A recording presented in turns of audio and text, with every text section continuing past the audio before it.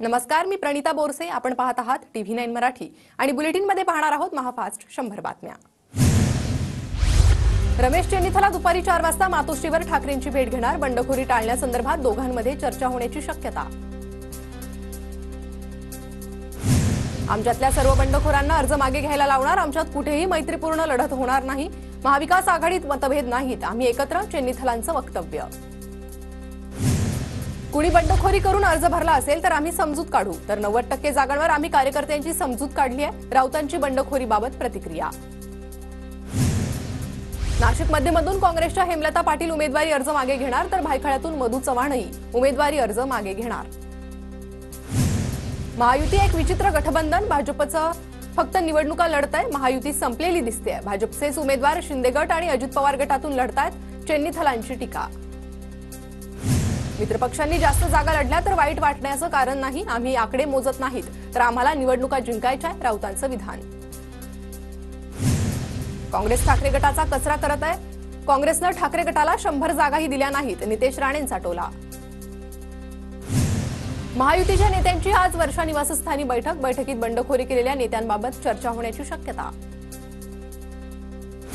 शरद पवारांच्या उपस्थितीत आज बारामतीत बैठका. विधानसभेच्या पार्श्वभूमीवर बैठकांचं नियोजन, तर दुपारी 4 वाजता पत्रकार परिषद. पवार काय बोलणार याकडे लक्ष. 36 तासानंतर श्रीनिवास वनगांचा कुटुंबासोबत संपर्क. श्रीनिवास वनगांशी संपर्क झाल्याची कुटुंबियांची माहिती. मध्यरात्री 3 वाजता वनगा घरी येऊन पुन्हा बाहेर गेल्याची माहिती. तिकीट कापल्यानंतर श्रीनिवास वनगा बेपत्ता होते. मी लोकांचं काम केलं म्हणून निवडणूक लढणं गरजेची होती. फॉर्म वेळेत भरणं गरजेचा होता. माहीमसाठी उमेदवारी अर्ज दाखल केल्यानंतर सदा सरवणकरांची प्रतिक्रिया. हेलिकॉप्टरनं शिंदे गटानं 3 AB फॉर्म पाठवले. मी पाहिलं. छगन भुजबळांचा दावा, तर इगतपुरीचा फॉर्म ते देऊ शकले नाही. AB फॉर्म का दिले त्यावर वरिष्ठ चर्चा करतील. भुजबळांची प्रतिक्रिया. समीर भुजबळाला सांगितलं राष्ट्रवादीच्या सर्व पदांचा राजीनामा दे. समीरनं सर्व पदांचा राजीनामा दिला आणि अर्ज भरला. नांदगावमधून समीर भुजबळांनी अर्ज भरल्यानंतर छगन भुजबळांची प्रतिक्रिया. नवाब मलिकांनी अजित पवारांच्या राष्ट्रवादीकडून उमेदवारी अर्ज भरला. भाजपनं मलिकांना केलेल्या विरोधाला दादांकडून ठेंगा. नवाब मलिक आमच्या पक्षामध्येच होते. नवीन काही घडलं नाही. महायुतीचं सरकार आणण्यासाठी तिन्ही पक्ष एकत्र काम करणार. प्रफुल्ल पटेलांचं वक्तव्य.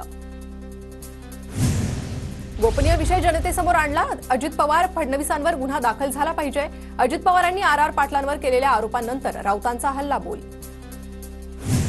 अजित पवार RR पाटील यांच्याविषयी काय बोलले माहीत नाही. माहिती घेतल्याशिवाय काही बोलणार नाही. अजित पवारांच्या RR पाटील यांच्यावरील वक्तव्यानंतर प्रफुल्ल पटेलांचं वक्तव्य. रोहित पाटलांनी लोकसभेला विशाल पाटलांचं काम केलं. राऊतांचा आरोप. सांगलीत आमच्या मित्रपक्षांनी लोकसभेला आघाडी धर्म पाळला नाही, तर सांगलीचा पॅटर्न आता लोकांनी विसरायला हवा. राऊतांचं वक्तव्य. पक्षासाठी गुवाहाटीला गेल्यानं तिकीट देण्याचं दिल्लीतून वचन मिळालं होतं. गीता जैन यांचा गौप्यस्फोट, तर भाजपकडून मीरा भाईंदरसाठी नरेंद्र मेहतांना उमेदवारी. राजकीयदृष्ट्या प्रेरित गुन्ह्यांबाबत निवडणूक आयोगाला चिंता. वातावरण बिघडवणाऱ्या व्यक्तींवर कारवाई होते का, खात्री करा. निवडणूक आयोगाच्या पोलीस महासंचालकांना सूचना. उमेदवारी देऊनही काँग्रेसनं दिलीप मानेंना AB फॉर्म दिला नाही. ठाकरे गटानं दक्षिण सोलापूरसाठी दावा केल्यामुळे मानेंना AB फॉर्म दिला नाही. नाना पटोलेंची माहिती. राहुल गांधींची 6 नोव्हेंबरला मुंबईत पहिली सभा होणार. राहुल गांधी 5 गॅरंटी जाहीर करत प्रचाराचा नारळ फोडणार. महायुतीला मतं दिल्यास 200 रुपये प्रति किलो तेल खावं लागेल. तेलाचा दर 100 रुपयांवरून 150 रुपये केला. सरकारला लाज वाटत नाही का, एकनाथ खडसेंचा सवाल. सावनेर मतदारसंघात भाजपच्या आशिष देशमुखांचं काँग्रेस नेते सुनील केदारांना आव्हान. केदार जिल्हा छोडो, सावनेर भी तुमसे छीन लेंगे. देशमुखांचं वक्तव्य. देशमुखांच्या वक्तव्याचा व्हिडिओ व्हायरल. आशिष देशमुखांच्या घराबाहेर बंदोबस्त वाढवला. केदारांविरोधात केलेल्या वक्तव्याचा व्हिडिओ व्हायरल. नागपूरमध्ये 12 मतदारसंघात महायुती आणि महाविकास आघाडीत बंडखोरी. नागपूर पूर्व हिंगणा मतदारसंघात पवार गटाविरोधात काँग्रेसचे बंडखोर मैदानात. दिंडोरी विधानसभा मतदारसंघात महायुतीत बंडखोरी. शिंदेच्या शिवसेनेनं देवळाली दिंडोरीमध्ये उमेदवार दिले. मुख्यमंत्री एकनाथ शिंदेंनी नाशकात उमेदवारांसाठी हेलिकॉप्टरनं AB फॉर्म पाठवले. सुहास कांदेंविरोधात गुन्हा दाखल. विनोद शेलार यांना शिवीगाळ धमकी दिल्याप्रकरणी नांदगाव पोलीस स्टेशनमध्ये गुन्हा दाखल. विनोद शेलार, शेखर पगार आणि समीर भुजबळांचे समन्वयक. शिवसेनेची तुलना करताना शिवसेनेच्या माजी आमदाराचं वादग्रस्त वक्तव्य. शिवसेनेचा मंगळसूत्र नसलेली सुंदर स्त्री. सदन चव्हाणांकडून उल्लेख. चिपळूण संगमेश्वर मतदारसंघाची जागा शिवसेनेला न मिळाल्यानं नाराजी. परळीतून मनसेच्या उमेदवाराची निवडणुकीतून माघार, मनसेचे परळीचे उमेदवार अभिजित देशमुख यांची माघार, धनंजय मुंडे आणि राजेसाहेब देशमुख यांच्यात लढत होणार.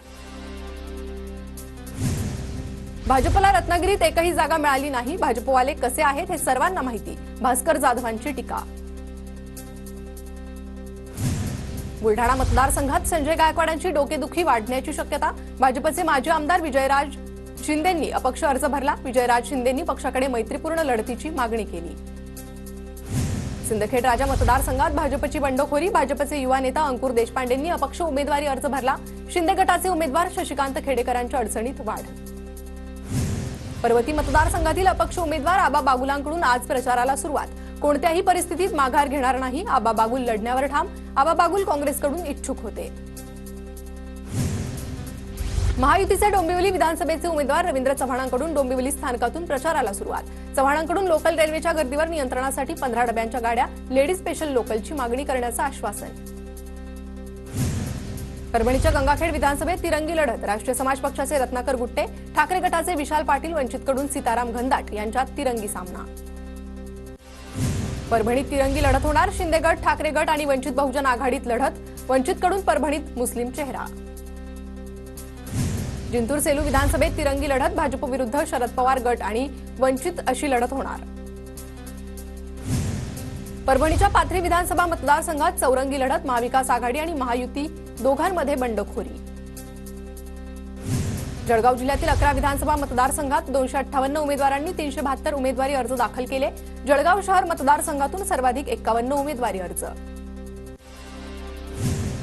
नांदगावमधून डमी उमेदवार देण्याचा धडाका, आमदार कांदे यांच्या पाठोपाठ गणेश धात्रक यांच्या नावाने डमी उमेदवार, नावात साधर्म्य असल्याचा फायदा.